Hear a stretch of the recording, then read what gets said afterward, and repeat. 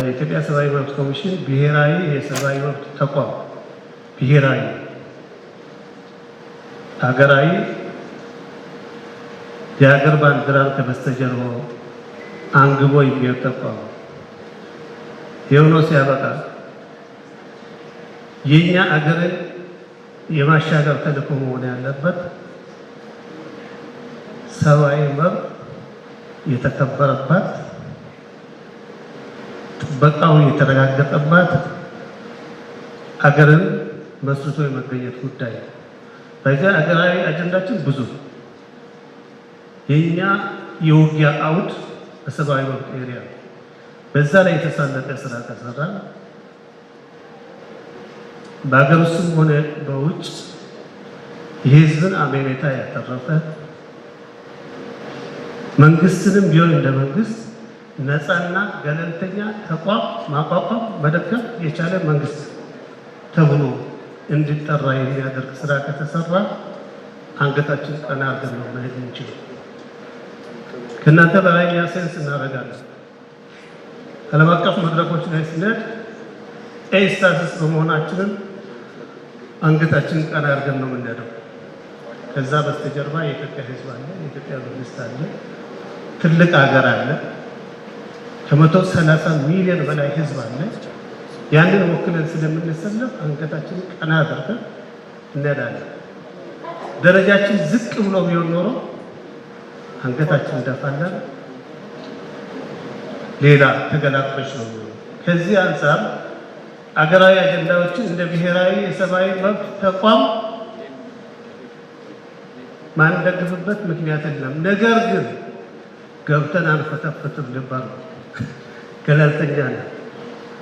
እኛን የማይመለከት አጀንዳ የለም። 4 ነገሮች ብቻ አይመለከቱም። በፍርድ ቤት በተያዘ ጉዳይ ላይ አንገባም። በራሱ በተከበረው የህዝብ ተወካዮች ምክር ቤት በተያዘ ጉዳይ አንገባም። በፌዴሬሽን ምክር ቤት በተያዘ ጉዳይ አንገባም። በክልል ምክር ቤቶች በየደረጃው በተያዙ ጉዳዮች ላይ አንገባም።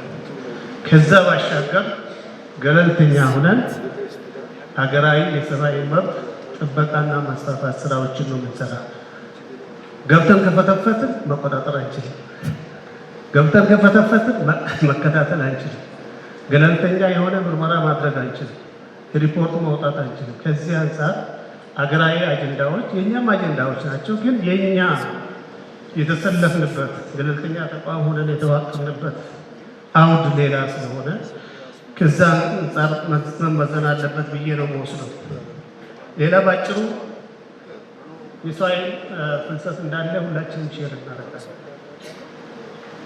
እንደ ሰብአዊ መብት ኮሚሽን እኛ በአብዛኛው የምናመጣው የሰው ኃይል ከግል ሴክተር ከምርምር ተቋማት ገለልተኝነትን ማረጋገጥ ስላለብን በሰራተኞቻችን ዘንድ ፓርቲ አፊሊየትድ ገቨርንመንት አፊሊየትድ የሆኑ ሰዎችን አናመጣም። የሚሰሩ ፍሮንት ላይ ኦፕሬተሮች እነሱ ስለሆኑ ከዚህ አንፃር የተለያዩ ሜካኒዝሞችን ዲዛይን እናደርጋለን።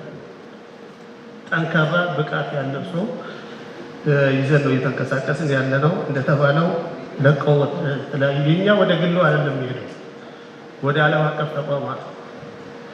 ከዛ ጋር እንዴት ነው መወዳደር ያለብን፣ እንዴት አድርገን ሪቴን እናደርጋለን የሚል የራሳችን የሆነ የኤችአር ማኑዋላችን መሰረት በነገራችን ላይ መንግስት ያረጋገጠልን አንዱ ትልቁ የገለልተኝነት መስፈርት እኛ በራሳችን የሰው ኃይል ሀብት አስተዳደር ነው የምንመራው አብዛኞች ከገለልተኛ ተቋማት እንደሚያደርጉት። ስለዚህ በዛ ሜካኒዝም ተጠቅመን ዓለም አቀፍ ተቋሙ ይወስድብናል፣ እኛም እንወስዳለን። ገበያው የሽሚያ ነው።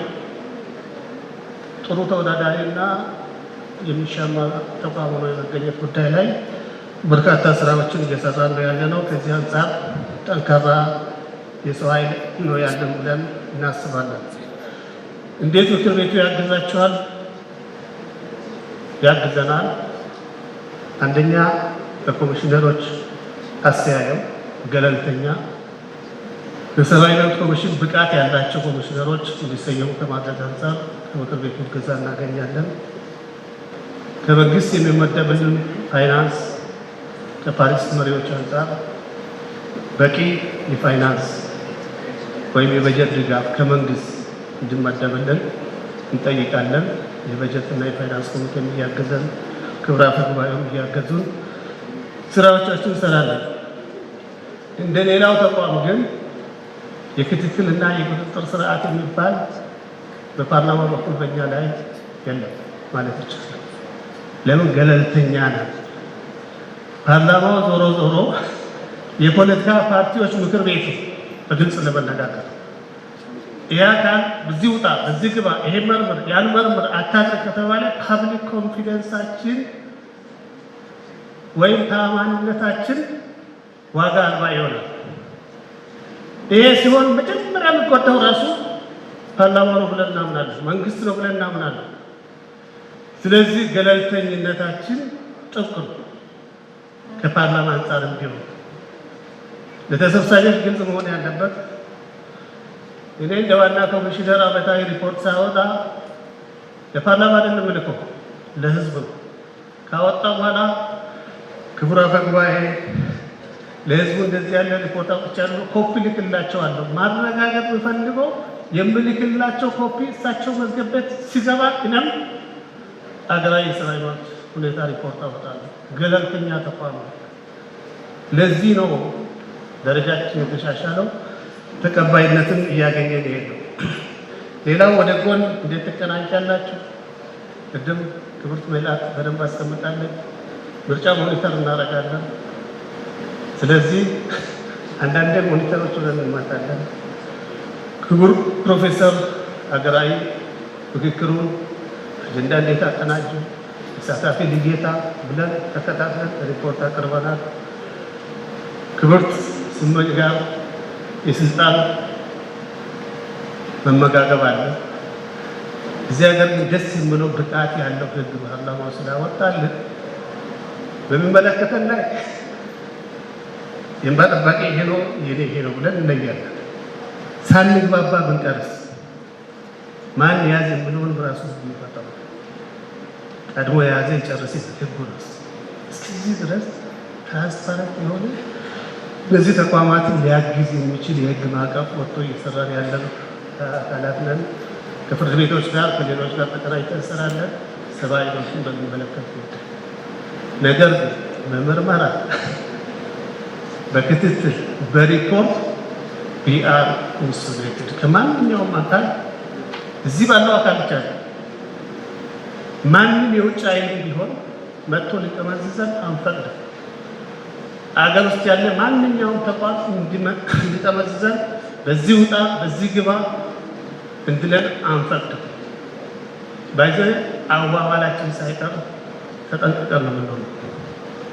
ገለልተኝነታችንን ጥያቄ ውስጥ የሚያስገባ አንድ ኢንች ስህተት ላለመስራት እየሄድን ያለን ተቋም ነን። እዚህ ደግሞ ትልቅ እገዛና ድጋፍ ከፓርላማው ሌላ ባለድርሻ አካላት እያገኘን ስራችን እየሰራ እንገኛለን። ለሰጠው ድል አመሰግናለሁ።